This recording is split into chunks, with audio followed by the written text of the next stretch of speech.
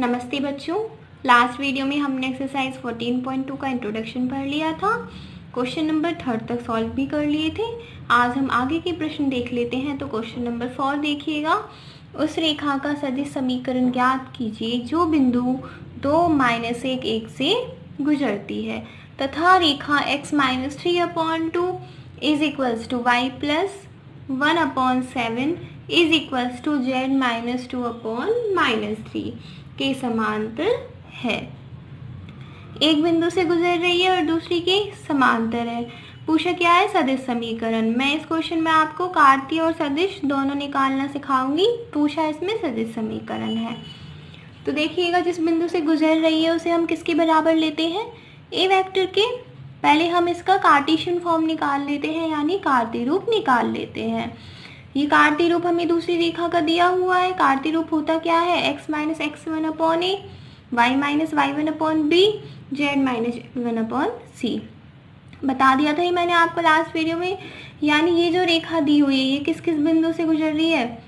3, -1 और 2। और दिक् अनुपात क्या है इसकी? 2, 7, -3। दिक् अनुपात यानी ABC। और x1, y1, z1 क्या है? 3, -1, 2। किससे तुलना की है? इस वाले रूप से, x-x1/a, y-y1/b is equals to z-z1/c। इस वाले फॉर्म से हमने तुलना की है। तो सबसे पहले हम कार्तीय रूप निकालेंगे उस रेखा का जो इस बिंदु से गुजरे और इस रेखा के समांतर हो। तो देखिएगा, रेखा x-3/2 is equals to y plus 1/7 is equals to z-2/3। ये आपको नहीं लिखना है, ये मैंने बस इसलिए बताया आपको कि आपको पता रहे कि इन दोनों की तुलना करने पर x1, y1, z1 और abc की वैल्यू हम लिख सकते हैं। तथा बिंदु 2-1 से गुजरने वाली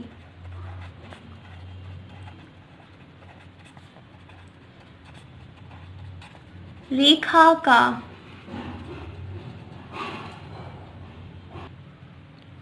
समीकरण। एक रेखा के समांतर है और एक बिंदु से गुजर रही है। उस रेखा का समीकरण हमें याद करना है। इसके क्या है? समांतर। इस रेखा का समीकरण हम लिख लेंगे। देखिएगा कैसे लिखेंगे, इस सूत्र की सहायता से लिखेंगे। सबसे पहले x लिखेंगे।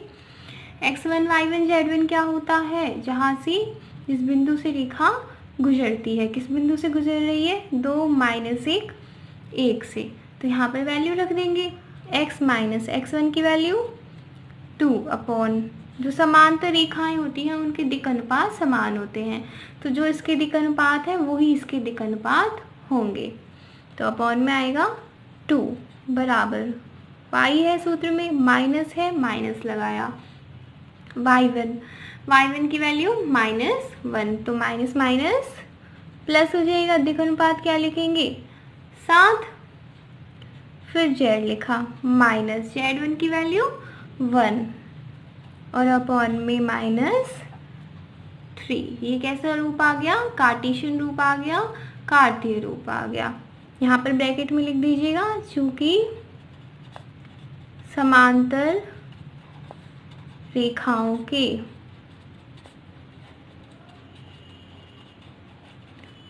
दिक् अनुपात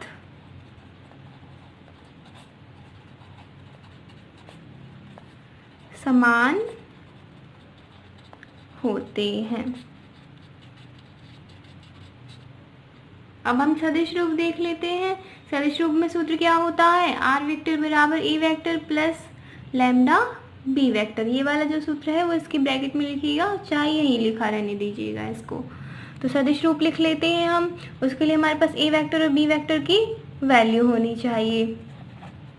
अब a वेक्टर यानी बिंदु a का स्थिति सदिश। बिंदु a कौन सा होता है? जिससे कोई रेखा गुजरती है। किससे गुजर रही है प्रश्न में दिया हुआ है, 2 माइनस 1 1। सूत्र क्या होता है, x1 i cap plus y1 j cap plus z1 k cap. Values रख देंगे, 2i cap minus j cap plus k cap. सदिश कैसे लिखते हैं ये मैंने आपको बहुत बार बताया हुआ है। अब देखिएगा बी वेक्टर कैसे लिखेंगे हम। जो मैंने आपको लास्ट वीडियो में डेरिवेशन पढ़ाई थी कि फॉर्मूलाज कैसे निकल के आ रहे हैं, तो वहाँ पर बी वेक्टर बराबर लिखा था मैंने a i cap plus b j cap plus c j cap, जहाँ पर ए बी सी होते हैं दिक् अनुपात। तो यहाँ पर भी जो बी वेक्टर है वो दिक् अनुपात के रूप में लिखा जाएगा। दिक् अनुपात क्या दिए हुए हैं, 2 7 माइनस 3। तो क्या आ जाएगा, 2i कैप प्लस 7 जे कैप और माइनस का 3k कैप। अब हम सदिश रूप लिख सकते हैं।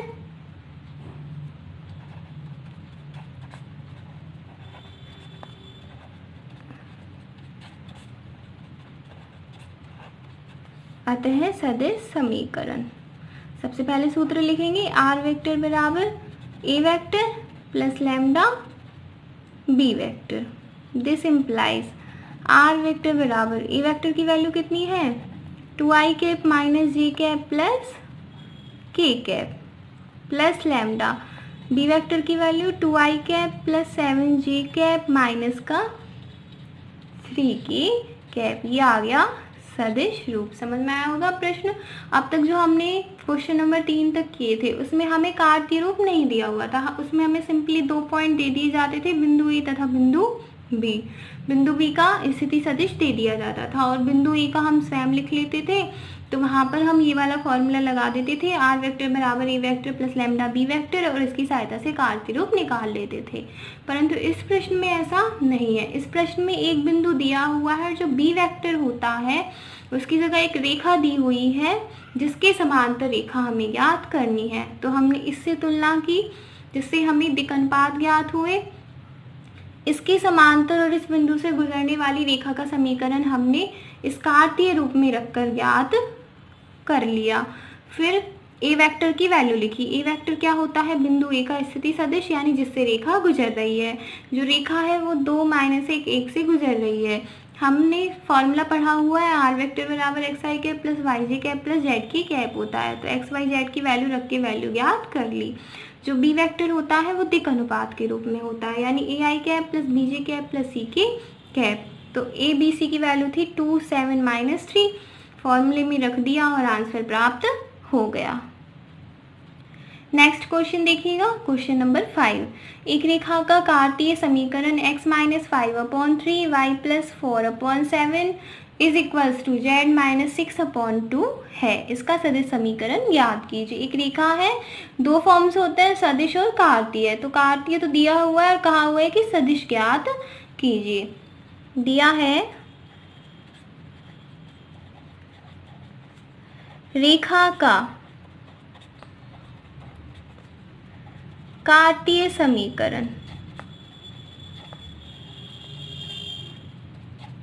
क्या दिया हुआ है, x minus 5/3 is equals to y plus 4/7 is equals to z minus 6/2। कार्तीय रूप होता क्या है, अभी मैंने आपको क्वेश्चन नंबर 4 में बताया, x minus x1/a is equals to y minus y1/b is equals to z minus z1/c। उससे हम तुलना कर देंगे। रेखा के कार्तीय रूप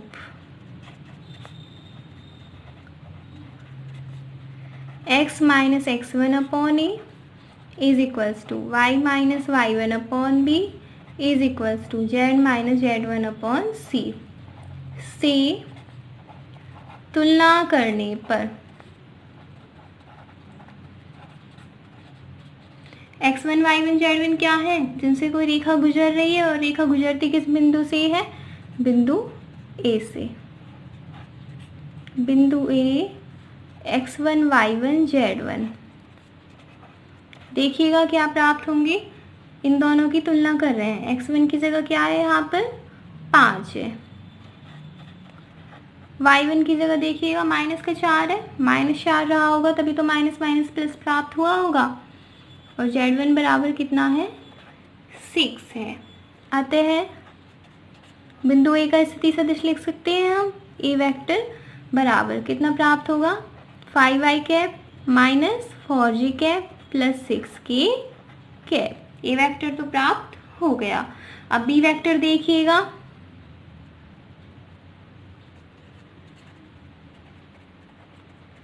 तथा बी वेक्टर बराबर क्या होता है, a i cap plus b j cap plus c k cap. A B C की जगह हमें प्रश्न में कितना दिया हुआ है, 3 7 2 यहाँ पर दिया हुआ है। तो हम बी वेक्टर बराबर लिख देंगे 3i cap plus 7j cap plus 2k cap. A vector और बी वेक्टर दोनों की वैल्यू प्राप्त हो गई। तो अब हम सदिश समीकरण लिख सकते हैं। अतः रेखा का सदिश समीकरण, फॉर्मूला लिखेंगे पहले, आर वेक्टर बराबर a vector plus lambda B vector.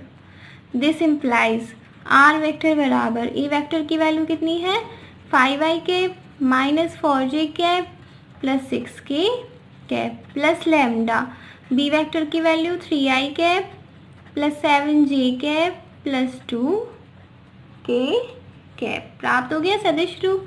यही हमें याद करना था, उत्तर निकल गया।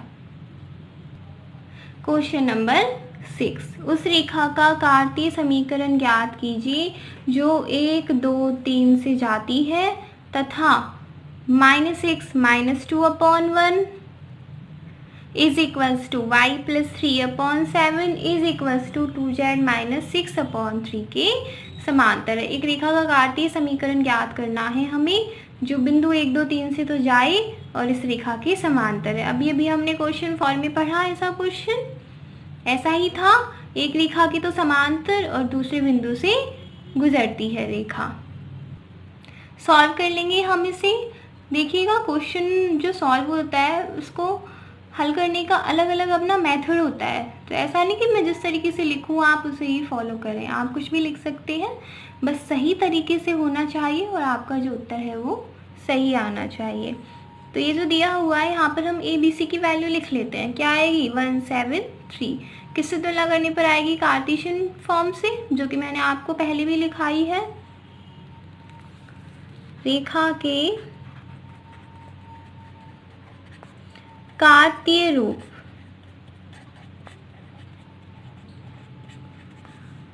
x - x1 is equals to a बराबर y - y1/b is equals to z - z1/c से दी गई रेखा की तुलना करने पर,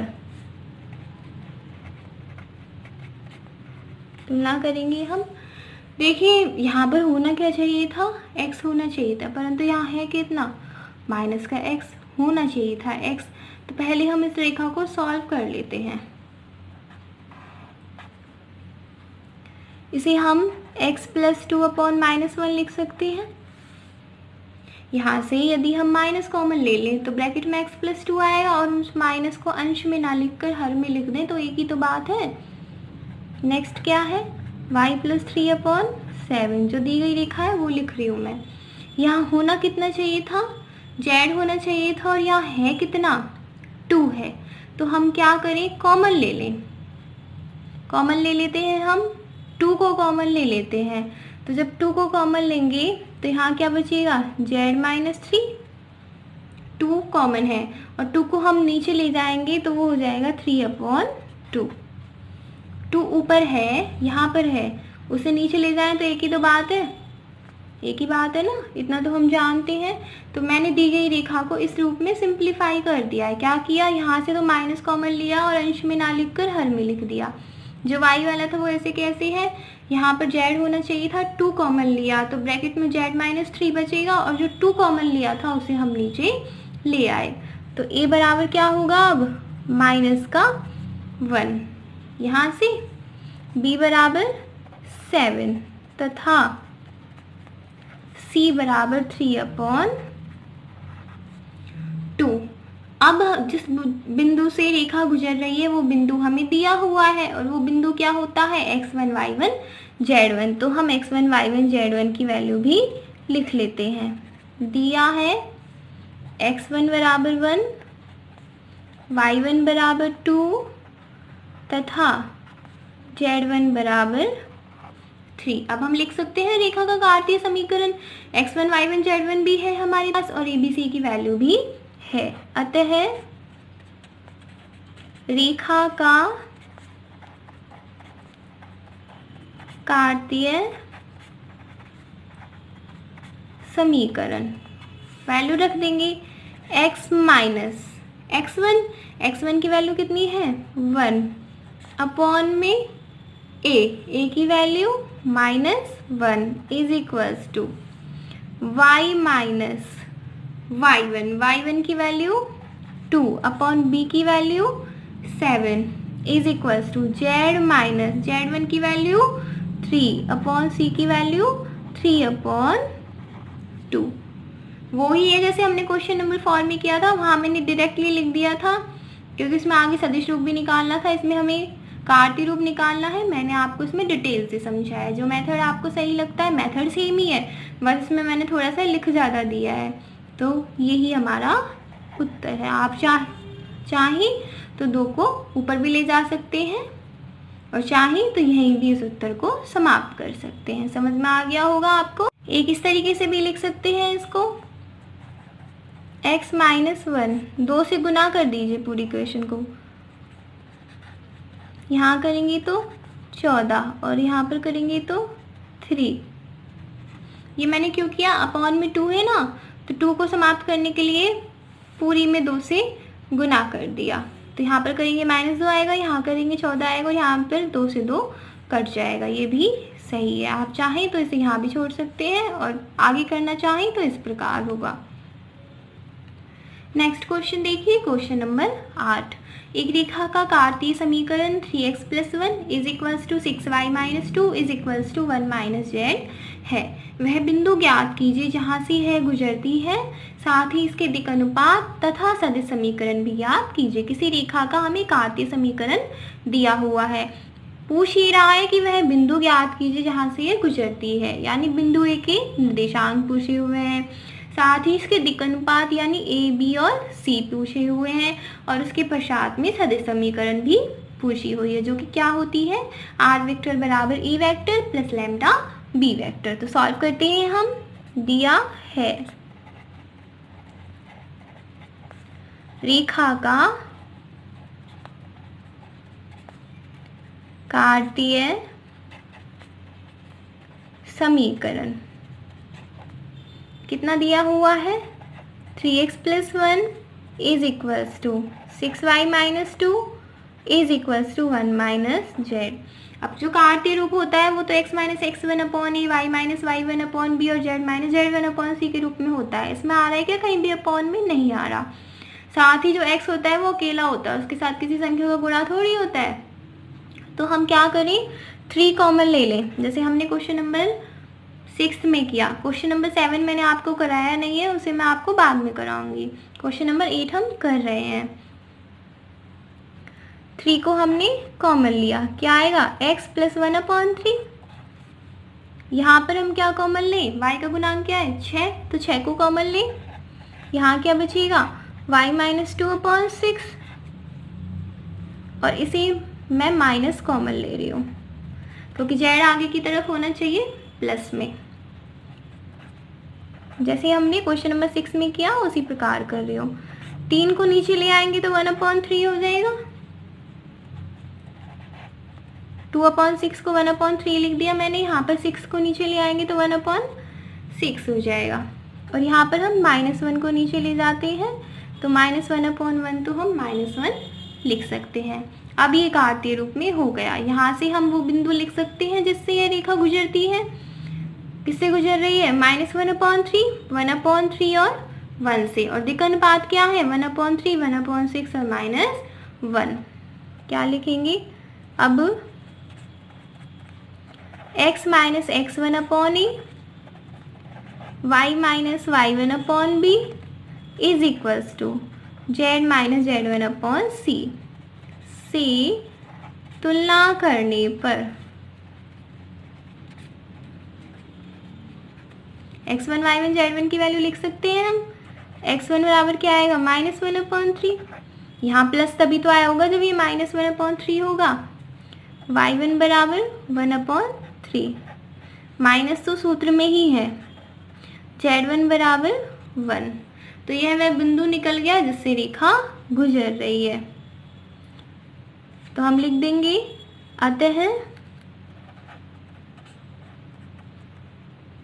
वह बिंदु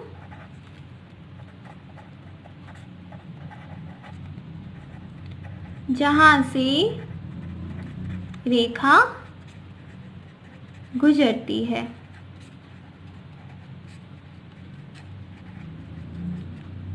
कौन सा है, -1/3, 1/3 और 1। एक आंसर तो ये आ गया। आगे लिखना है हमें दिक्कनुपात। दिक्कनुपात क्या क्या होंगे, 1/3, 1/6 और माइनस का 1।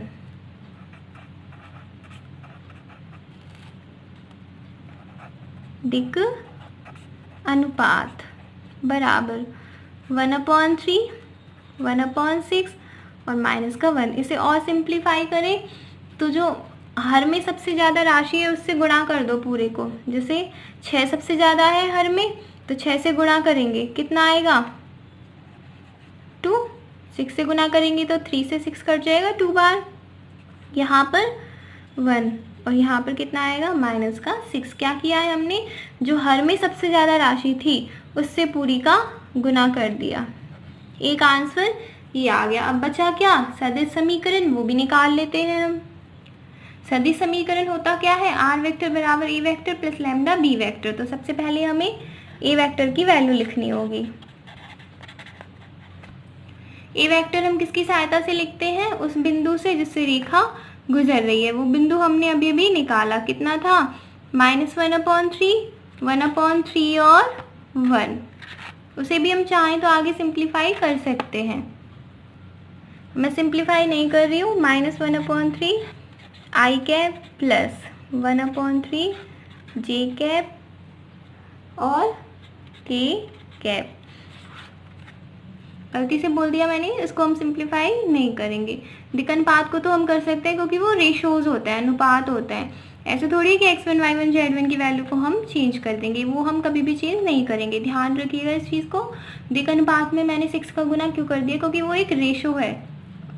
आप जब उनका रेशो निकालेंगे तो वापस से वही रेशो प्राप्त हो जाएगा, पर बाकी वैल्यूज में ऐसा नहीं होता है। तथा बी वेक्टर बराबर क्या होता है, a i cap plus b j cap plus c k cap. A B और सी की वैल्यू अभी अभी हमने निकाली, कितनी थी 2, 1 और माइनस का 6। तो कितना हो जाएगा 2 आई कैप जे कैप और माइनस का 6 के कैप। तो अब हम लिख सकते हैं सदिश समीकरण। अतः रेखा का सदिश समीकरण आर वेक्टर बराबर a vector plus lambda B vector. R vector बराबर ए वेक्टर और बी वेक्टर की वैल्यू रख देते हैं।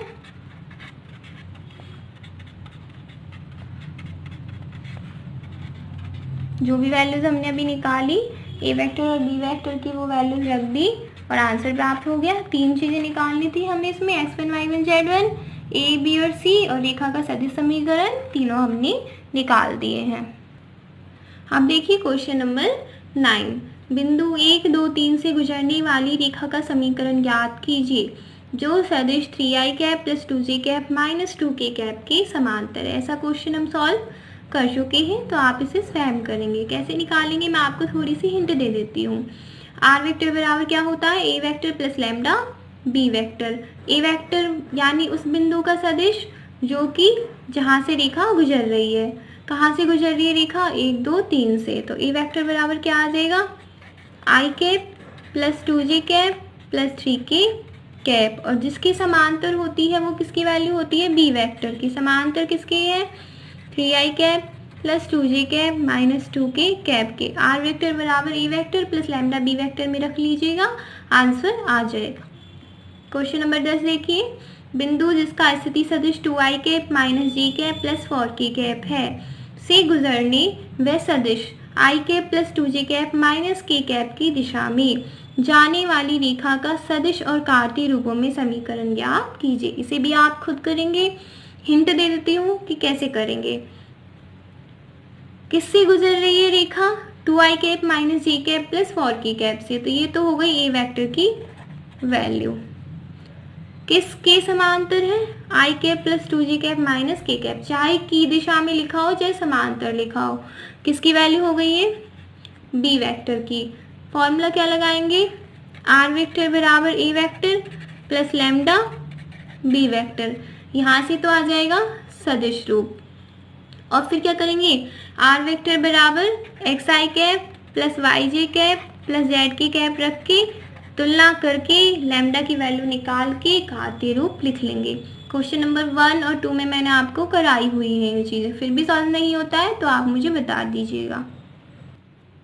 क्वेश्चन नंबर 11, उस रेखा का कार्तीय समीकरण ज्ञात कीजिए जो बिंदु -2, 4, -5 से जाती है और x plus 3/3 is equals to y minus 4/5 is equals to z plus 8/6 के समांतर है। जिससे जाती है वहाँ ए वेक्टर की वैल्यू निकाल देंगे हम। किस बिंदु से जा रही है? -2, 4 और -5। तो ए वेक्टर बराबर क्या होगा? -2i cap plus 4j cap और -5k कैप इसके समांतर है। जैसे हमने क्वेश्चन नंबर 4 में किया है, क्वेश्चन नंबर 6 में किया है, उसी प्रकार है। यहाँ से हम ए, बी और सी की वैल्यू लिख पाएंगे। फिर x1, y1, z1 की वैल्यू कौन सी है? -2, 4, -5। यहाँ पर ई वेक्टर की वैल्यू लिखने की हमें ज़रूरत नहीं है क्योंकि हमें कार्तीय रूप निकालना है, ना कि सदिश रूप निकालना है। सीधे x1, y1, z1 और ए बी सी की वैल्यू हो जाएगी 3, 5 और 6। उस फॉर्मूले में रख देंगे x माइनस x1/8। बिल्कुल एग्जैक्टली जैसे हमने क्वेश्चन नंबर 6 सॉल्व किया है उसी प्रकार है। क्वेश्चन नंबर 12 देखिए, एक रेखा का कार्तीय समीकरण x minus 5/3 is equals to y plus 4/7 is equals to z minus 6/2 है। इसका सदिश समीकरण ज्ञात कीजिए।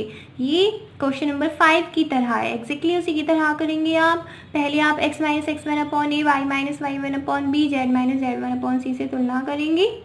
वहाँ से हम बिंदु ए के निर्देशांक लिखेंगे, ए वेक्टर लिखेंगे, जो ए, बी और सी होंगे उनकी सहायता से बी वेक्टर लिखेंगे और आर वेक्टर बराबर E vector plus lambda B vector में रख देंगे। जैसे हमने क्वेश्चन नंबर 5 किया है उसी की तरह है।